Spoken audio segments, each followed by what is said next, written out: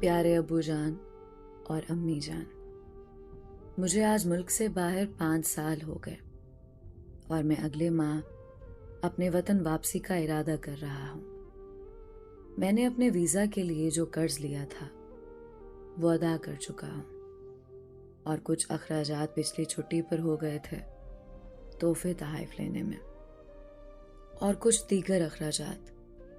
اب میرے پاس کوئی بڑی رقم موجود نہیں، لیکن میری صحت ابھی ٹھیک ہے اور میں خود کو اس قابل سمجھتا ہوں کہ پاکستان جا کر کوئی بھی اچھی نوکری کر سکوں اور گھر کے اخراجات چلا سکوں۔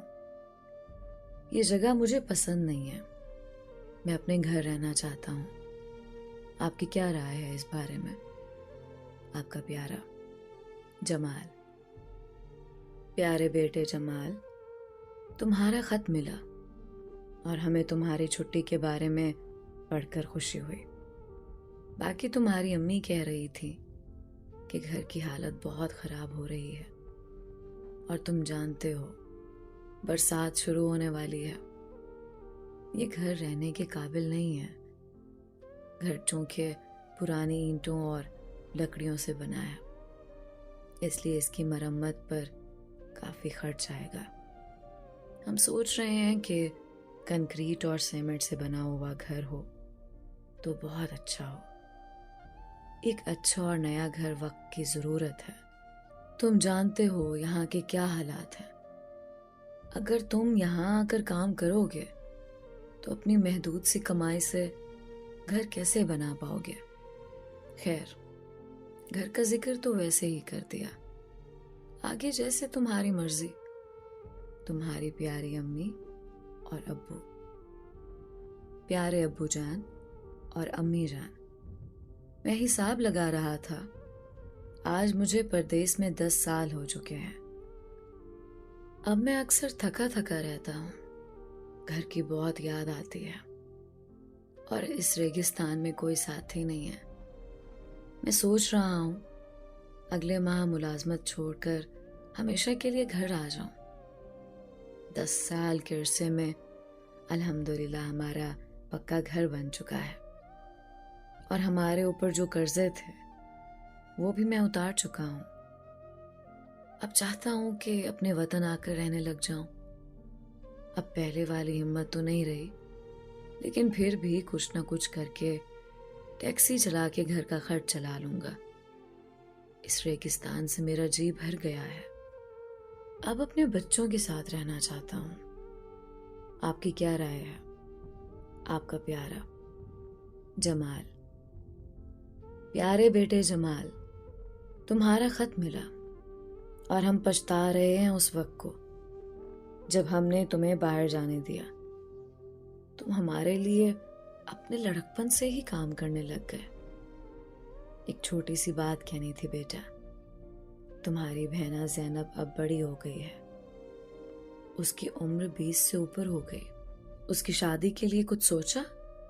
کوئی بچت کر رکھی ہے اس کے لیے کہ نہیں؟ بیٹا، ہماری تو اب یہی خواہش ہے کہ زینب کی شادی ہو جائے اور ہم اطمینان سے مر سکیں۔ بیٹا، ناراض مت ہونا، ہم تم پر کوئی بوجھ نہیں ڈالنا چاہتے۔ تمہاری پیاری امی اور ابو۔ پیارے ابو جان اور امی جان، آج مجھے پردیس میں 14 سال ہو گئے۔ یہاں کوئی اپنا نہیں ہے۔ دن رات گدھے کی طرح کام کر کے میں بیزار ہو چکا ہوں۔ کمہار کا گدھا جب دن بھر کام کرتا رہتا ہے تو رات کو گھر لا کر اس کا مالک اس کے آگے پٹھے ڈال دیتا ہے اور اسے پانی بھی پلاتا ہے، پر میرے لیے تو وہ بھی کوئی نہیں کرتا۔ کھانا پینا بھی مجھے خود ہی کرنا پڑتا ہے۔ بس اب میں ویزا ختم کروا کر واپس آنے کا سوچ رہا ہوں۔ پچھلے کچھ سالوں میں اللہ کی مدد سے ہم زندگی کی بیشتر آزمائشوں سے نکلنے میں کامیاب ہو گئے۔ زینب بہنا کی شادی ہو چکی ہے اور اب وہ اپنے گھر میں سکھی ہے۔ اس کے سسرال والوں کو خوش رکھنے کے لیے میں اکثر تحفے تحائف بھی بھیج دیتا ہوں۔ अल्लाह के करम से आप लोगों को मैंने हज भी करवा दिया और कोई कर्जा भी बाकी नहीं है। बस कुछ बीमार रहने लगा हूँ, बीपी बढ़ा हुआ है और शुगर भी हो गई है। लेकिन जब घर आऊँगा, घर के पुरसुकून माहौल में रहूँगा और घर का खाना खाऊँगा तो इंशाल्लाह अच्छा हो जाऊँगा। और वैसे भी अगर यहाँ मज़ीद रहा तो मेरी तनख्वाह तो दवाई दारू में चली जाएगी। वहाँ आकर किसी हकीम से सस्ती दवाई लेकर काम चला लूँगा। अब भी मुझ में इतनी सकत है कि कोई हल्का काम जैसे प्राइवेट गाड़ी चलाना कर लूँगा। आपका प्यारा जमाल। प्यारे बेटे जमाल, बेटा हम तुम्हारा खत पढ़कर काफ़ी देर रोते रहे। अब तुम परदेस मत रहना, लेकिन तुम्हारी बीवी ज़ारा ने कुछ कहना था तुमसे, उसकी बात भी सुन लो। प्यारे जमाल, मैंने कभी आपको किसी काम के लिए मजबूर नहीं किया और किसी चीज़ के लिए कभी जिद नहीं की, लेकिन अब मजबूरी में कुछ कहना पड़ रहा है मुझे। आपके भाई जलाल की शादी के बाद आपके वालिदैन तो मुकम्मल तौर पर हमें भूल चुके हैं। उनका तमाम प्यार नई नवेली दुल्हन के लिए है। मैंने तो ये भी सुना है कि वो आबाई घर जलाल को देने का सोच रहे हैं। ज़रा सोचिए, अगर आप यहाँ आ गए और मुस्तकबिल में कभी इस बात पर झगड़ा हो गया तो हम अपने छोटे छोटे बच्चे लेकर कहाँ जाएंगे?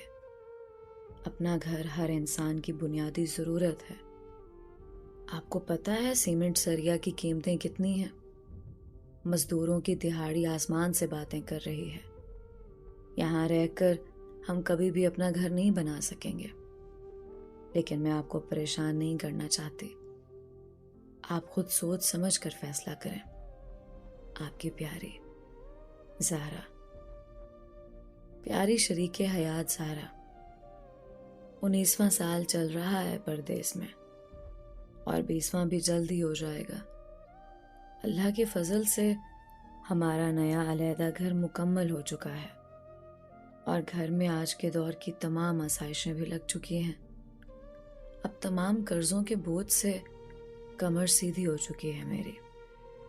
अब मेरे पास रिटायरमेंट फंड के सिवा कुछ नहीं बचा। मेरी नौकरी की मुद्दत भी अब ख़त्म हो गई है। इस माह के इख्तिताम पर कंपनी मेरा रिटायरमेंट फंड, जो कि 25,000 दिरहम है, जारी कर देगी। इतने लंबे अरसे अपने घर वालों से दूर रहने के बाद मैं भूल ही गया हूँ कि घर में रहना कैसा होता है। बहुत से अजीज दुनिया से कूच कर चुके हैं और बहुत सौ की शक्ल तक मुझे भूल गई है, लेकिन मैं मुतमईन हूँ। अल्लाह का करम है कि मैं घर वालों को अच्छी जिंदगी मुहैया कर सका और अपनों के काम आ सका। अब बालों में चांदी उतर आई है और तबीयत भी कुछ अच्छी नहीं रहती।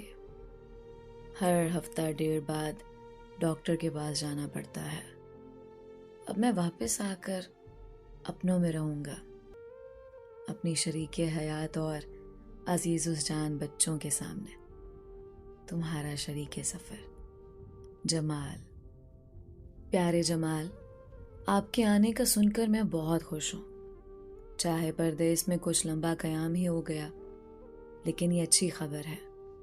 मुझे तो आपके आने पर कोई एतराज़ नहीं, लेकिन बड़ा बेटा अहमद है ना, वो ज़िद कर रहा है कि यूनिवर्सिटी ऑफ लाहौर में ही दाखिला लेगा। मेरिट तो उसका बना नहीं, मगर सेल्फ फाइनेंस से दाखिला मिल ही जाएगा। कहता है कि जिनके अब्बू बाहर होते हैं सब यूनिवर्सिटी ऑफ लाहौर में ही दाखिला लेते हैं। पहले साल 4 लाख फीस है और अगले 3 साल में हर साल 3-3 लाख। और हमने पता करवाया है तो यूनिवर्सिटी वाले इंस्टॉलमेंट में फीस भरने पर राजी हो गए हैं।